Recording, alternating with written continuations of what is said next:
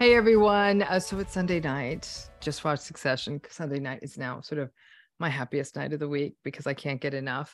I'm going to talk about this episode a little bit chronologically just because there was so much happening and I was so excited and I took like 9 pages of notes. First of all, Brian Cox could read my grocery list and I would think I was at incredible theater. And Kieran Culkin is now sort of officially my new favorite actor. But I also laughed out loud during this episode. The karaoke scene was worth the price of admission. And let's say we all just need one thing in our lives that will guaranteed make us laugh forever when we're down.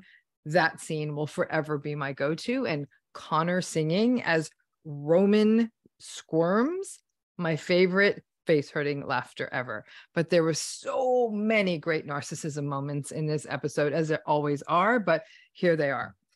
So I also have to start with some of the favorite lines. Again, more belly bursting laughter. Beginning of episode, Logan returns to ATN to get some of that power back he so desperately needs. So what does he need to do? He has to be on the floor, right? That's a guaranteed seat of power for him. He feels like he's losing and he has lost some power.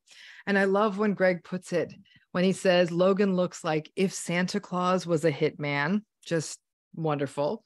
And when Tom asked Greg, like, what's it like on the floor with Logan walking around? Greg gives us another zinger and says it's like Jaws if everyone worked for Jaws. So just fantastic start. Insipid little Greg is really delivering the lines. And listen, I still have Greg pegged as a dark horse. Only time will tell. And also, so far, Greg has not shown himself to be manifestly narcissistic. He has little dribs and drabs coming in, but he doesn't have the whole package. So he still definitely intrigues me. Tom, like the other half of the disgusting brothers, is trying to play weak hardball, which never really works, does it? By conflicting out the divorce attorneys, by trying to stick it to Shiv, that was Tom's version of sort of pseudo hardball. But then he doesn't even own it when she calls him. But Tom is not satisfying narcissistic supply for Logan. He's not. Logan might get little moments of juice from exacting revenge on Shiv through Tom and think sort of he's sticking it to Shiv by keeping Tom around. But for Logan, getting Shiv back into his orbit as supply, that's the win for Logan. Again, I still believe Shiv is the most like Logan. So he's punishing Shiv and he's doing two things at the same time. Not only is he punishing Shiv, he's creating allegiance from Tom, who is too weak to be his henchman. Tom is a sort of a loose, weak, kind of covert, vulnerable narcissist. Tom is definitely not cold-blooded enough to play ball. But listen, any scene with the disgusting brothers, for me, I can sign on for that all night. So good.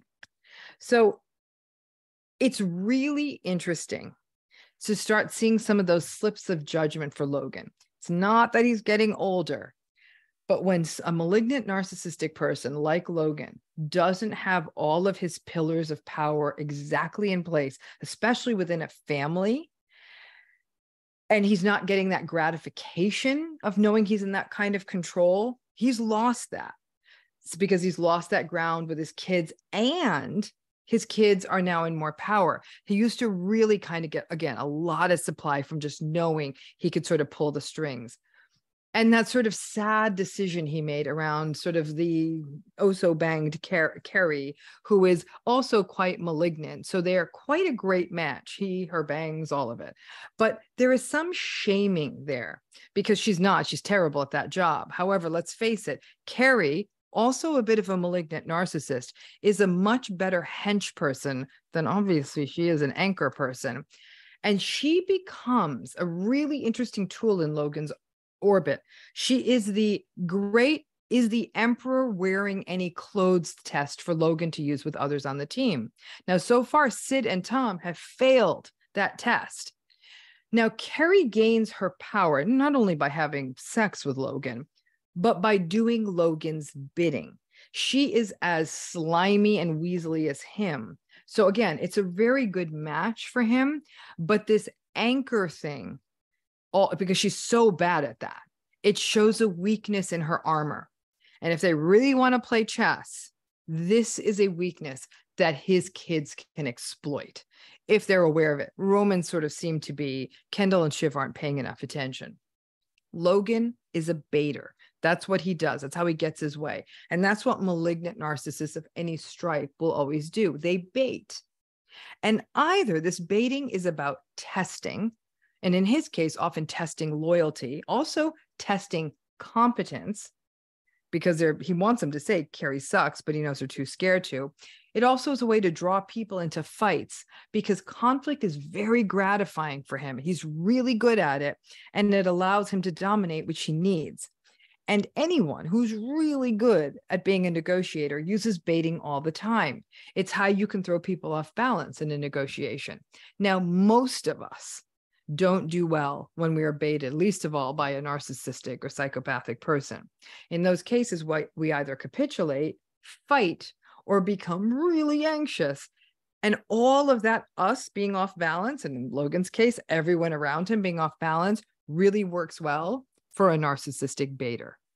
Now, when Logan shows up on the floor at ATN, we also get a great look at, that sort of the workplace narcissism thing. And we get a great look at what a scary, charismatic leader looks like, which again is what typically the kind of leadership style we would see in a malignant narcissistic person.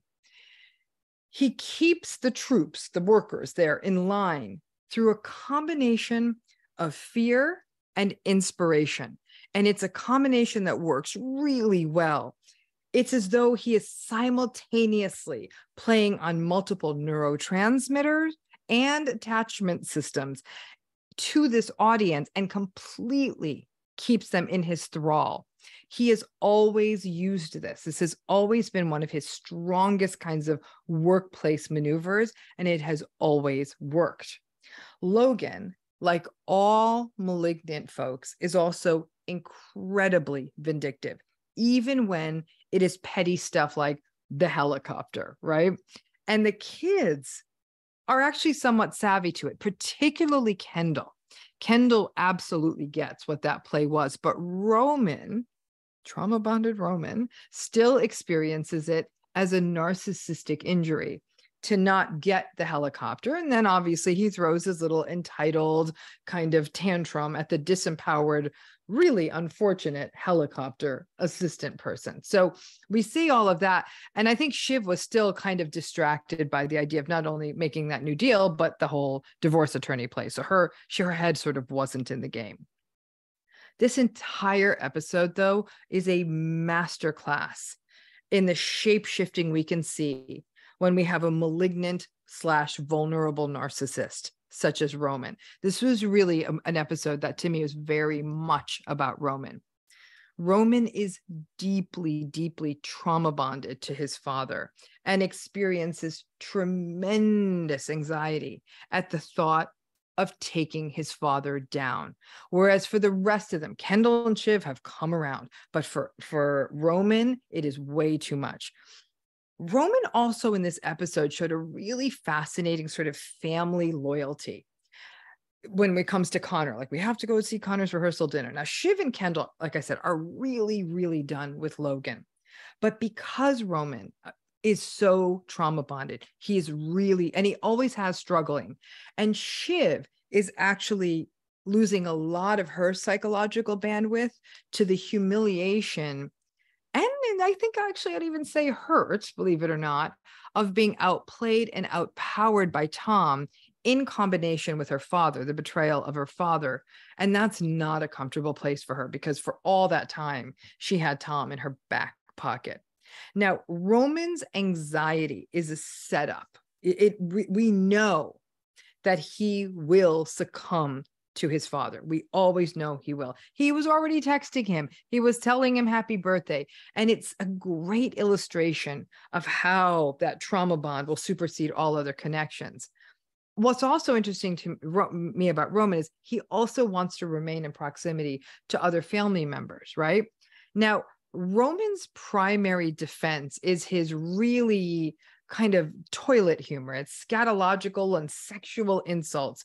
For example, even when he was messing with Connor, trying to, again, bait him, or he Roman learned that from dear old dad.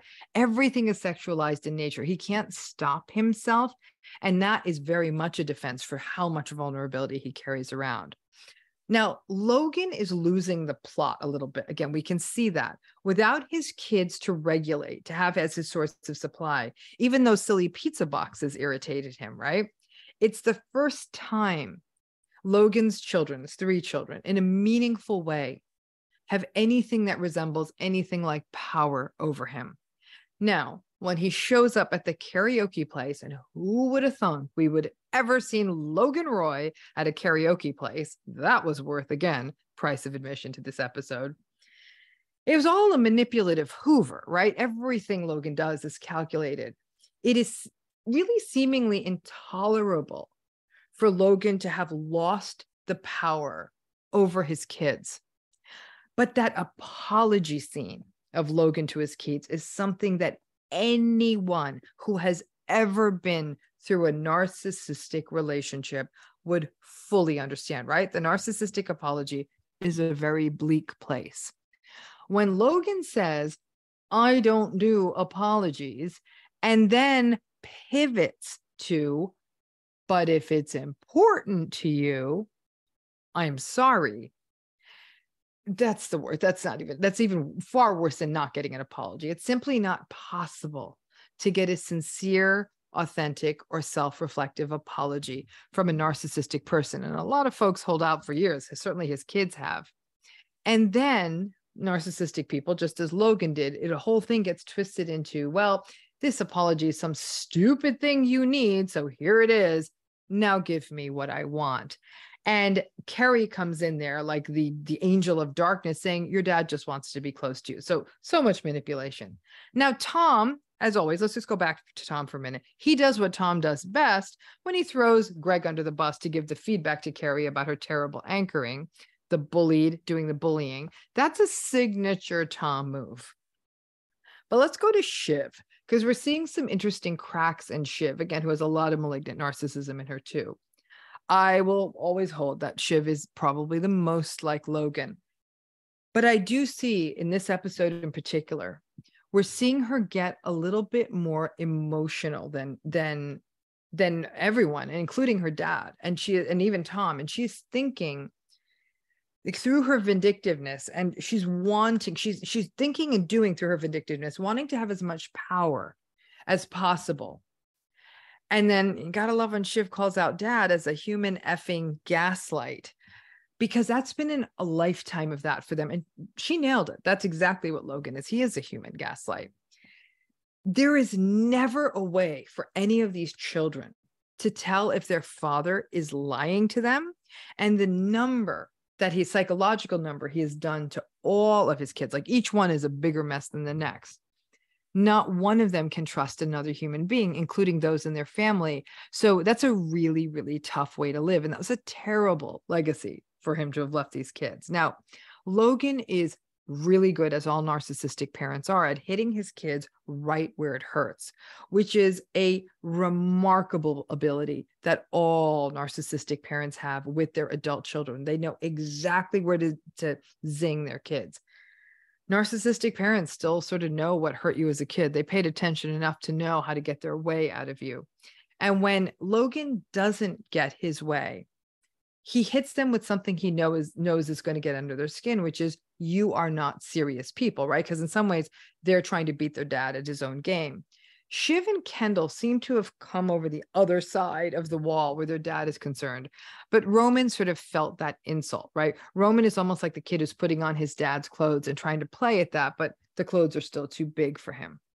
Now, I couldn't have loved the episode more. And then the final 2 scenes were absolutely revelatory from a narcissism perspective. I didn't think it could get better, and it kept getting better. Connor lashes out at his siblings, which I thought was a really interesting scene. And sort of what he does is Connor, feeling so hurt at that point, pointing out the dynamic of how all of his 3 siblings are always sort of begging for love from their father and then sort of pushing him away when he comes around.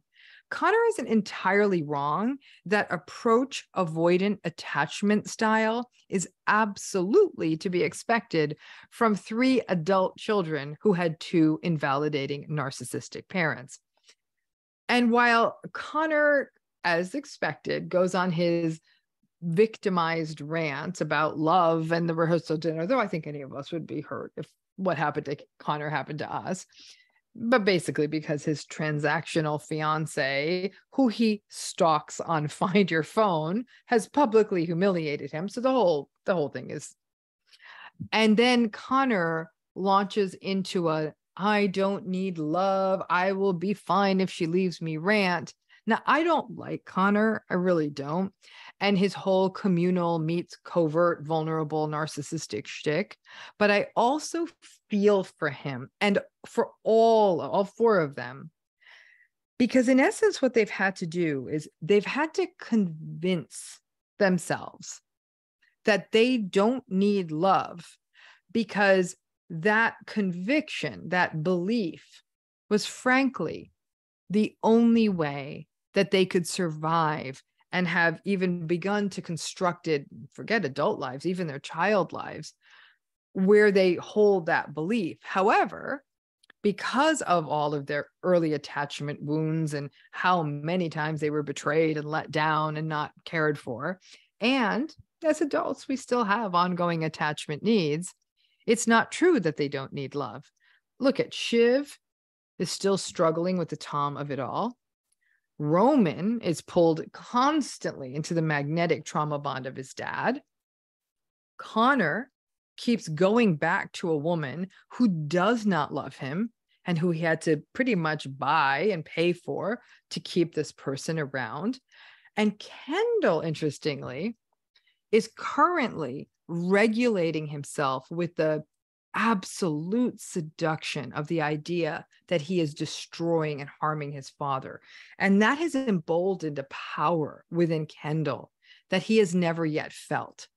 Kendall is sort of thriving on his father's, on Logan's shame right now.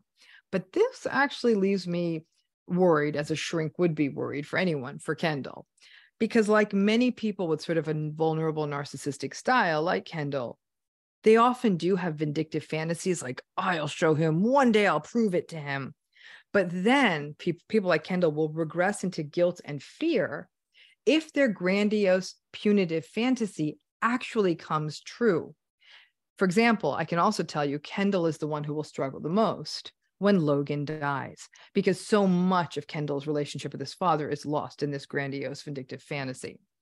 And at the end, that last scene, Roman's trauma-bonded fantasies came true. I mean, in technical, right? And Dad, the triangulating Titan, draws Roman close and tells Roman that he is the most special of the kids, which is literally pure dopamine for Roman.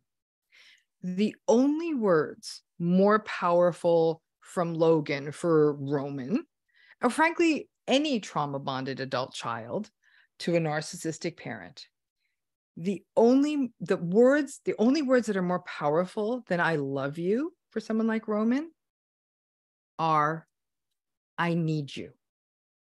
And Logan gave that to Roman. So now Roman is being split in two because bizarrely, Roman and all his entitled tantrumy behavior is the one that actually seems most wedded to these family connections. There's this bizarre empathy that pops out of Roman at times.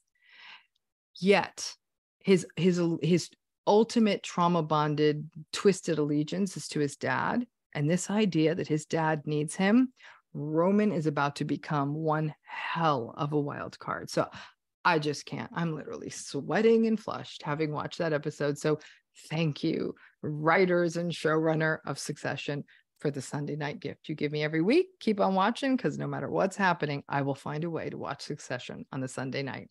Thanks again, and tune in next week.